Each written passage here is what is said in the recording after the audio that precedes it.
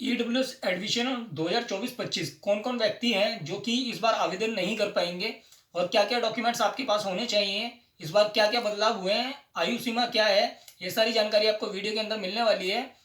तो आप अगर हमारे चैनल पर पहली बार आए हैं तो हमारे चैनल को कर लें सब्सक्राइब। चलते हैं वीडियो की तरफ।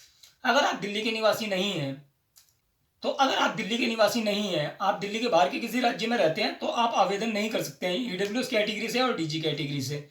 और अगर आप दिल्ली के बाहर के निवासी हैं भले ही, पर आपके पास जैसे कि दिल्ली के डॉक्यूमेंट्स हैं तो आप आवेदन कर सकते हैं। जैसे कि काफ़ी सारे लोग बाग एडमिशन लेते हैं, जैसे कि हमारे यहाँ आनंद बिहार हमारा ईस्ट दिल्ली में, मतलब यहाँ से खोड़ा कॉलोनी पास में पड़ती है जो कि उत्तर प्रदेश यूपी में लग जाती है। पर वहाँ के काफ़ी लोग ईडब्ल्यूएस और डीजी कैटेगरी से एडमिशन करवा देते हैं अपने बच्चों का।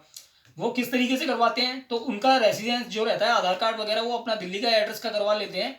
उसके बाद वो अप्लाई कर पाते हैं। यहाँ पे आपके निवास में आपका आधार कार्ड काम कर जाता है, इस वजह से आप आवेदन कर सकते हैं अगर दिल्ली के बाहर के किसी राज्य से हैं आप तो।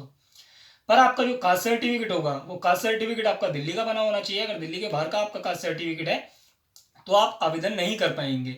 और आपका जो कास्ट सर्टिफिकेट होगा वो या तो फादर का होना चाहिए कास्ट सर्टिफिकेट या बच्चे का होना चाहिए। मदर का कास्ट सर्टिफिकेट वैलिड नहीं माना जाता है बच्चे के एडमिशन के लिए। या आप बच्चे का कास्ट सर्टिफिकेट बनवाते हैं तो वहाँ मदर के कास्ट सर्टिफिकेट से बच्चे का कास्ट सर्टिफिकेट नहीं बनवाया जा सकता है, क्योंकि जो कास्ट सर्टिफिकेट होता है वो फादर की साइड से बनाया जाता है, फादर के ब्याह पे बनाया जाता है। तो यहाँ पे मदर का कास्ट सर्टिफिकेट लगा के बच्चे का आवेदन करने की आप भूल ना करें, क्योंकि इस वजह पे डायरेक्टर ऑफ एजुकेशन की तरफ से आपका एडमिशन शायद से रद्द किया जा सकता है, क्योंकि रेवेन्यू डिपार्टमेंट इस चीज़ की परमिशन नहीं देता है कि मदर से आप बच्चे का कास्ट सर्टिफिकेट जनरेट कर सकते हैं। और यहाँ पे इसी प्रकार से आपका जो इनकम सर्टिफिकेट होना चाहिए वह भी आपका दिल्ली का ही होना चाहिए। अगर दिल्ली का इनकम सर्टिफिकेट नहीं है आपका तो भी आप आवेदन नहीं कर पाएंगे। अगर आप में मान लीजिए ये दोनों डॉक्यूमेंट नहीं है तो आप राशन कार्ड के जरिए आवेदन कर सकते हैं, पर वो राशन कार्ड भी दिल्ली का ही होना चाहिए। तो यानी कि टोटल मिला के बात ये है कि जो भी आपके डॉक्यूमेंट हो वो अगर दिल्ली के नहीं हैं तो आप ईडब्ल्यूएस कैटेगरी से और डीजी कैटेगरी से आवेदन नहीं कर सकते हैं अपने बच्चे के लिए। ईडब्ल्यूएस कैटेगरी का फॉर्म नहीं भर सकते हैं, ना डीजी कैटेगरी का फॉर्म भर सकते हैं, ना क्लास 1 ना केजी ना फर्स्ट नर्सरी के लिए। तो यहाँ पे आपके सारे डॉक्यूमेंट होने चाहिए जो दिल्ली के होने चाहिए। और एक चीज़ और, क्या आपके बच्चे का जो बर्थ सर्टिफिकेट है वो किसी अदर स्टेट का होगा तो काम करेगा? तो हाँ, ऐसा है कि बच्चे का बर्थ सर्टिफिकेट जो रहता है वो किसी भी स्टेट का हो सकता है, क्योंकि आपको यहाँ पे जो बर्थ एज के लिए काउंट होगा आपका बर्थ सर्टिफिकेट, यहाँ पे निवास के लिए काउंट नहीं होने वाला है आपका बर्थ सर्टिफिकेट। तो आप एज के प्रूफ में बर्थ सर्टिफिकेट दे रहे हैं जो किसी भी राज्य का होगा तो वो मान्य होगा। तो आप इस तरीके से आसानी से एडमिशन करा सकते हैं।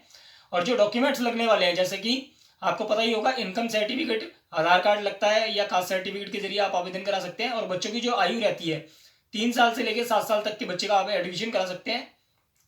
और यहाँ पे जो आपकी इनकम लिमिट, अगर आप इनकम सर्टिफिकेट ईडब्ल्यूएस कैटेगरी से फिल करते हैं तो आपको सालाना इनकम, जो आपकी पारिवारिक सालाना इनकम होती है वो 1 लाख से कम की होनी चाहिए, तभी आप आवेदन कर पाएंगे। तो आशा करता हूँ दी गई जानकारी आपको अच्छी लगी हो। जानकारी अच्छी लगी हो तो वीडियो लाइक करें, चैनल सब्सक्राइब करें, दोस्तों के साथ शेयर करें। ऐसी ही जानकारी आपको हमारे चैनल पर मिलती रहेगी। और अगर आपके मन में कोई सवाल हो तो आप हमें कमेंट करके पूछ सकते हैं। धन्यवाद।